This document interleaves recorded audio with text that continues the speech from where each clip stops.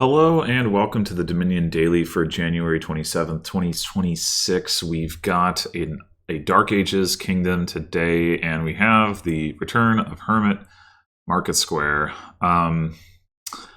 I have definitely struggled with playing that through when it's popped up in the Dark Ages campaign, as well as when it's popped up in the daily. I did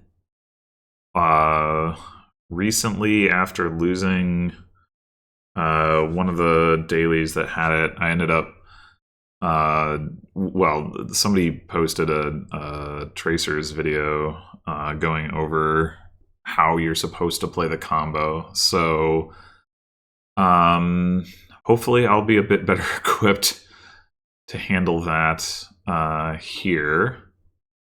I guess we can take a look at the rest of the kingdom.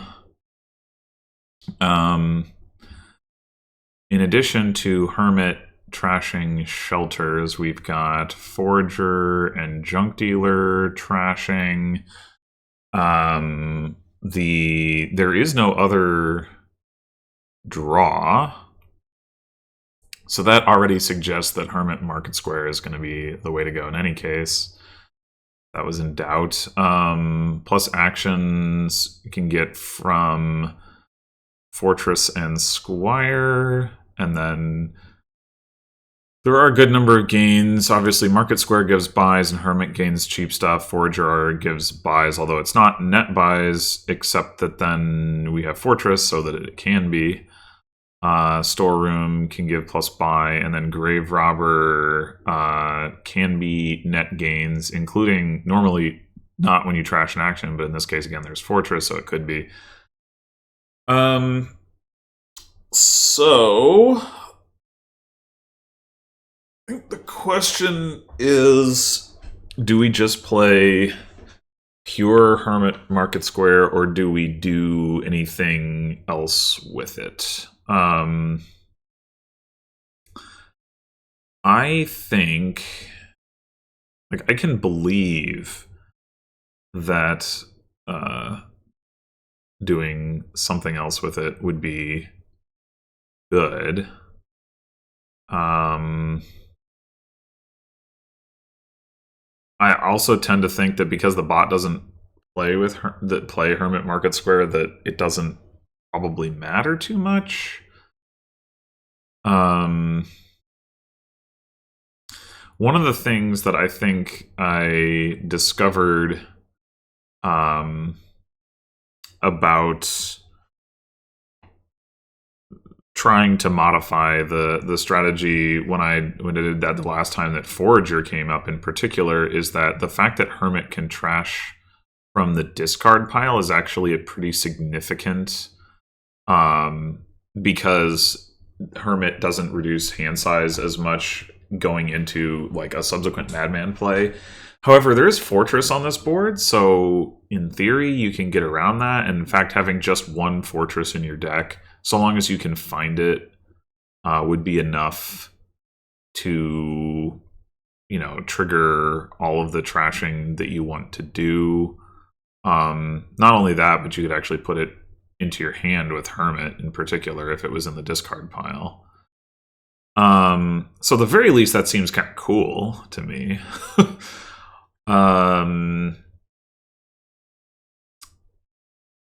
Hermit can't gain Fortress, which is definitely a downside to that plan, but nonetheless, I mean, presumably we'd get some opportunity. Like, if we're willing to trash shelters early, we will get our deck to a point where we could afford, to buy a Fortress. I don't know that necessarily makes Forager... Well, okay, so I guess then the argument for Forager would be that we could also trash coppers and just like accelerate the rate at which we get to a deck that is ready to pop off. I'm not actually sure. Again, I'm not actually sure if that's true, if it actually does go faster that way. I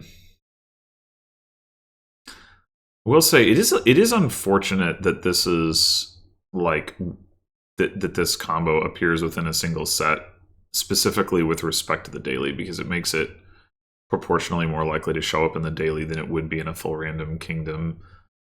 And it's not like it's like the most uninteresting thing ever or whatever, but I do think these sorts of things are not like something you want to see all the time. But anyway, all right. I think regardless of whatever else, if we want to try to get fancy with it, I think we're still opening double hermit.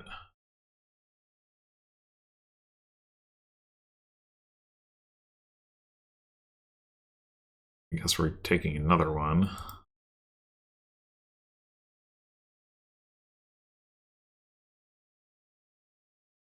All right, yeah, the bot does like have a tendency to look like it might be going for it and then not.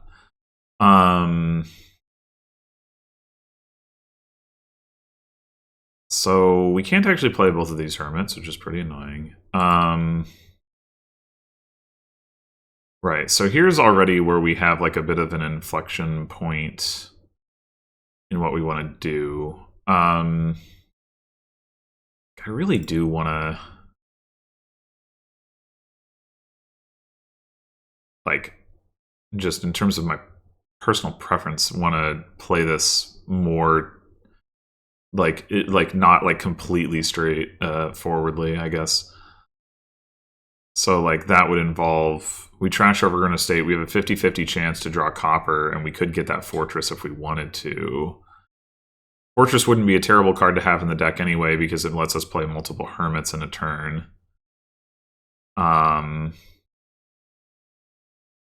go for it. Okay. So now, yeah, we'll take another hermit and a fortress. Oh, for... All right.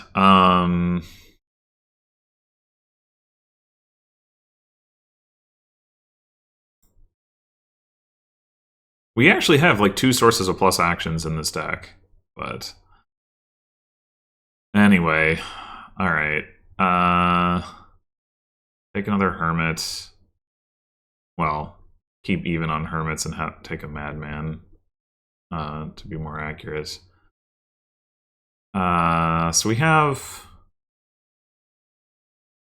should have 4 hermits, right? We opened double hermit, we took a hermit turn 3, and we gained another one turn 4. So we have 4, now this is 5. Now we're back to 4 hermits.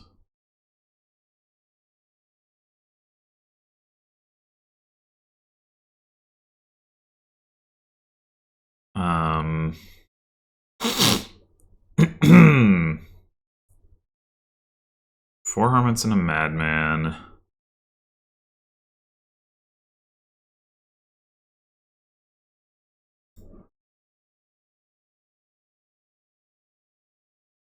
Maybe we shouldn't trash the necropolis.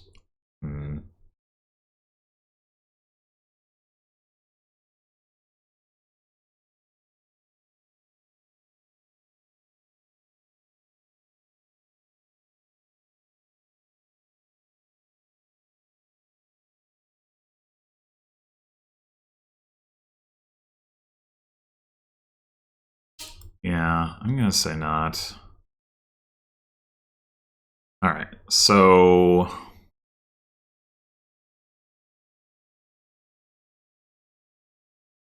think we just take 2 more hermits here. We have 6 hermits and a madman.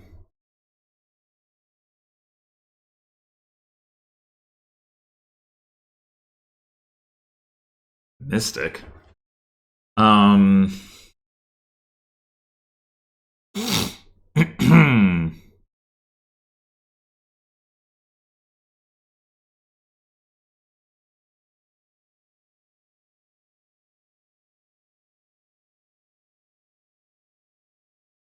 All right, so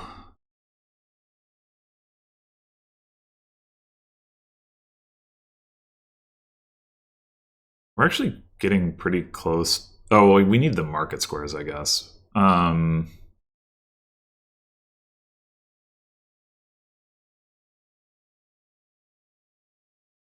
Hmm.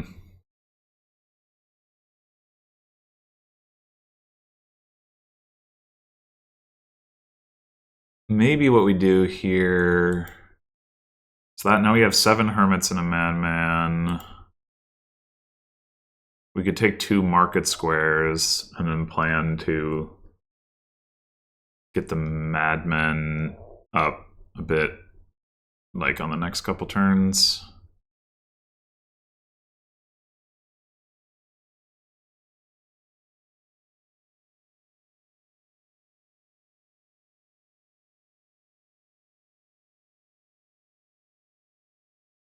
Uh, Wait, the bot has no hermits?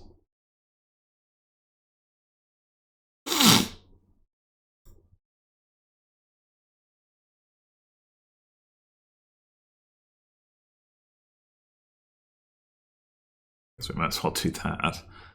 Um,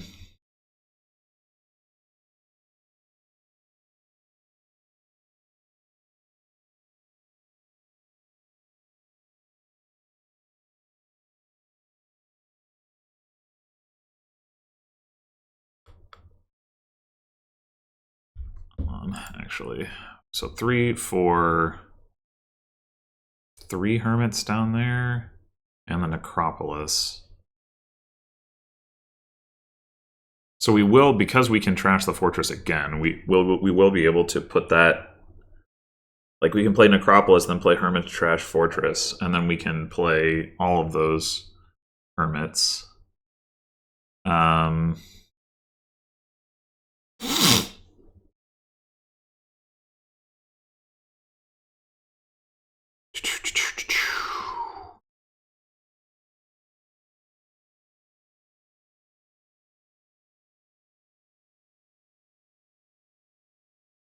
I think what I want to do here is gain 1 more market square and actually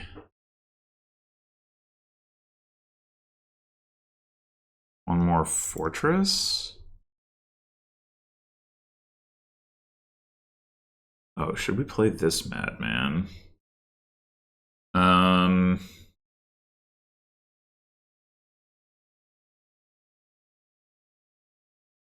no, probably not, because we're gonna have to reduce hand size.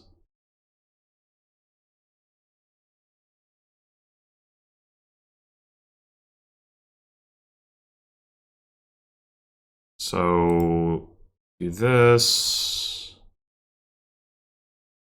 We take another hermit.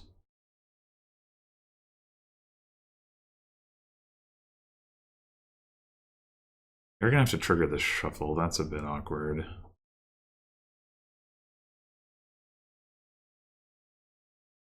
All right, so now we have 8 hermits.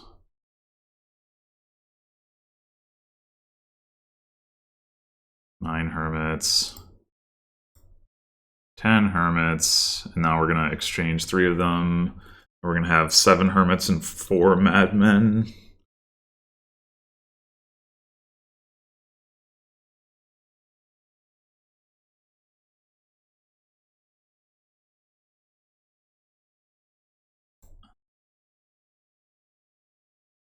And here,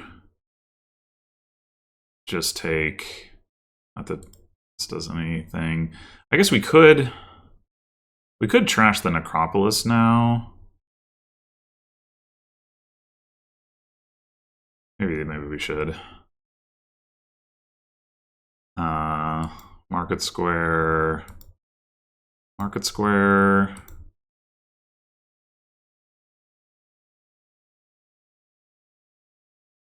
Okay.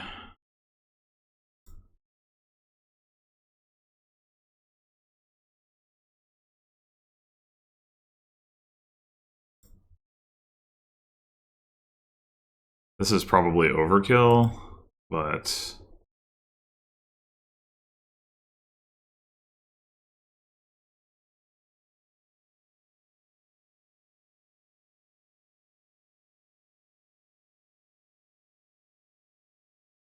do we want a forager?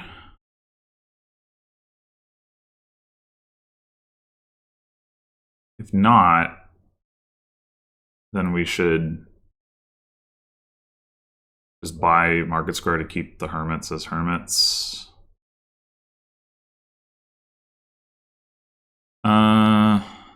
It's like, if you haven't watched the video or not familiar with the theory is that you're supposed to have either 5 hermits and, or sorry, no wait,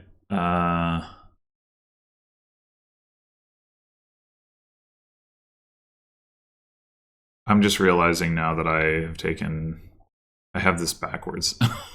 I'm telling you, I'm not good at this. Yeah, we should exchange all of these hermits for madmen.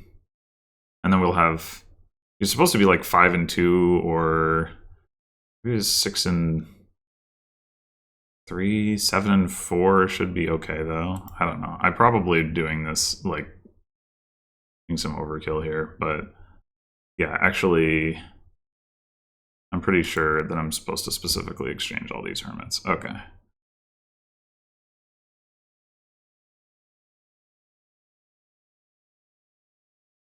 And somehow, we haven't drawn any of our 7 madmen.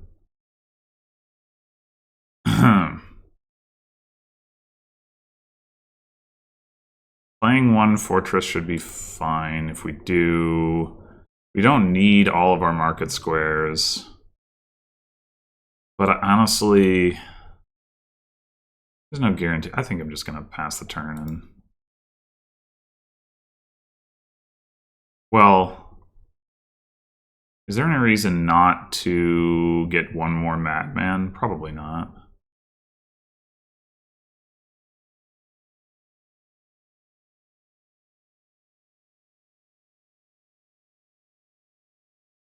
I mean, I may not be able to make use of it, but it doesn't hurt. Okay. Madman. Madman. Let's see. 3, 4, 5, 9, 10, 13. So we draw exactly here. Right? 7, 10, 13, 13. Boom. Okay. So now we can do hermit trashing fortress and discard all of these market squares for gold. I don't know if we actually have enough draw for this. Oh, we do have to gain something, huh? So let's see, 7, 9, 12, and 4 is 16. Wow, we actually do. I mean, there's, yeah. I guess we take a forager. It's slightly better than hermit. Here, I mean, we could also take a vagrant if we just didn't want a stop card, but forager can let us loop 1 more time. It probably doesn't matter anyway. But yeah, so we're 1 card short.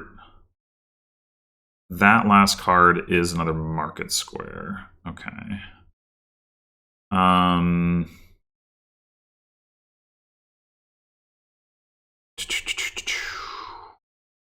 Playing the fortress should be fine.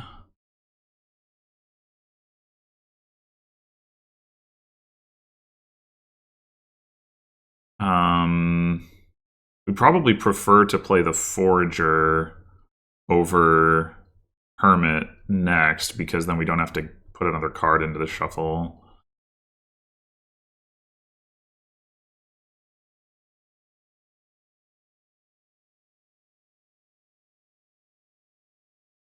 All right, now we have 8, 15, 16, 19. Oh my god, we have so much draw. Okay. We have enough market squares to pile the golds. Might have overkilled this one a little bit.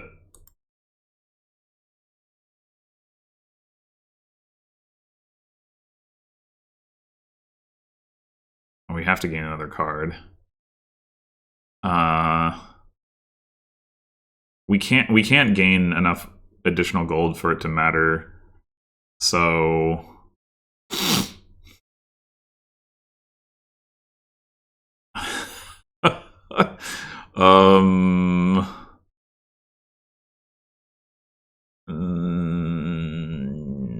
nah.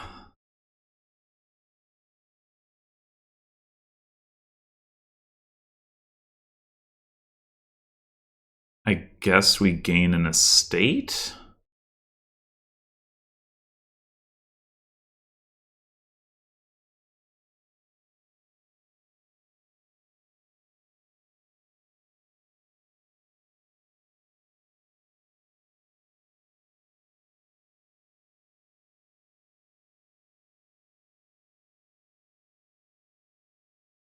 They're going to give me the option, huh?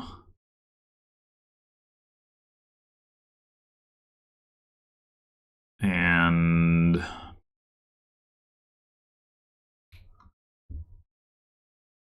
sure, no, let's not trash the fortress so we don't have to react. You know, their estate. We still have a madman.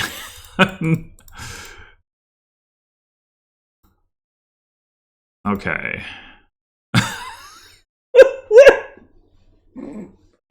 So, this is not what you're supposed to do. Because we don't need to wait and be able to do this.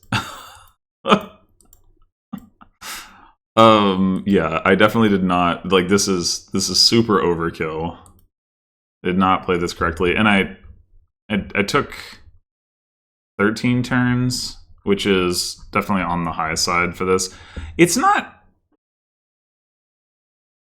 like, well, maybe that's not even exactly true. It's I'm not sure what the expected turn benchmark is. It might not be 11. Maybe it's 12. And I mean, I did have like the turn here where I didn't see any of my 7 madmen. I might have if I'd played some of the market squares, and probably I could have afforded to play some of the market squares, and I would have, like, you know, probably would have drawn a madman and probably would have been able to do basically just as well. But I was greedy, and there didn't seem to be any need to, like, to push it because the bot wasn't threatening to do anything of relevance. So I wanted to see if I could get to the full 8 provinces, and boy, did I. Yeah, I think so my takeaway from this is that the main, because the main limitation really is the rate at which you like can accumulate the combination of the hermits, the madmen, and the market squares. I do think it doesn't probably make sense to take forager, even though like trashing your coppers might seem like a good idea because it cycles your deck faster. And I mean, maybe it is. The problem is you do need like just like enough cards to draw into with the initial madman draw, so that then when you're doing the loop, you like before you have a billion gold in your hand, you'd have like enough stuff that the first time you can draw all of that up. Right, so like you play a couple of madmen to draw your deck, and then you want to be able to like trash and then play another madman and redraw your deck, and you do need some like critical massive cards to be able to do that. So if you are trashing copper, you do have to kind of replace that with something else.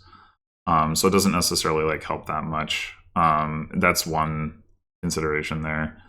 The fortress, I do think, like, at least there's an argument in favor of it where it did like mean that I only needed 1 card to be able to trash, and it got to stay in hand, so the madman draw was better. We got to get rid of the shelters, so we had you know, we did have less junk to draw through, but we also didn't need to see the shelters with the hermits in order to pick off. I mean, I guess you would expect to play a couple madmen and then draw your deck and then have all the shelters in hand anyway. So like, you know, and to some extent, what I was saying about the copper is also true about those. So like, you know, is that really worth it? I don't know. It did allow playing more hermits along the way as well, so that is something. In the end, I think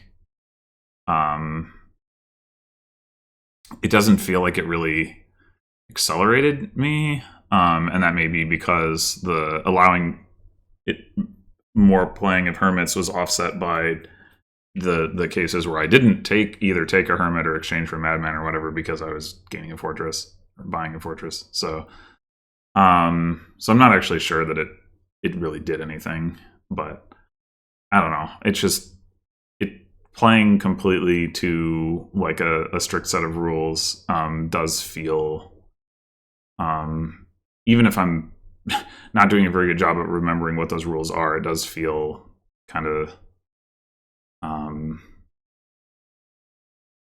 bad, I guess, or like not bad exactly, but uncompelling.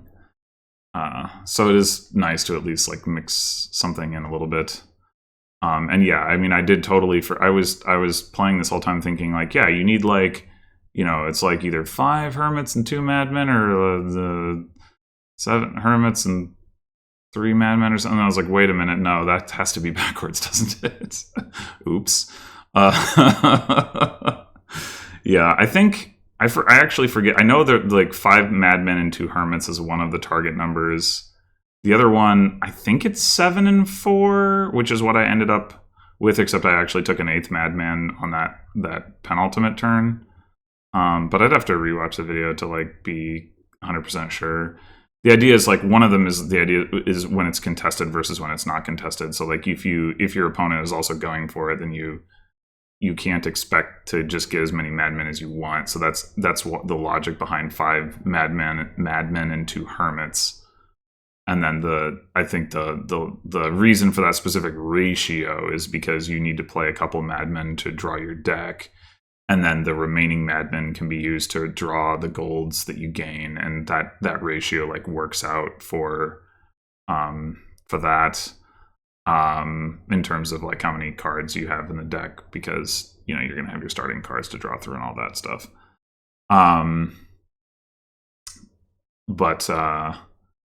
Yeah, I mean, I messed with that a little bit with the trashing and probably gaining more market squares than you're really expected to do, right? Like you don't need 8 market squares for this to work.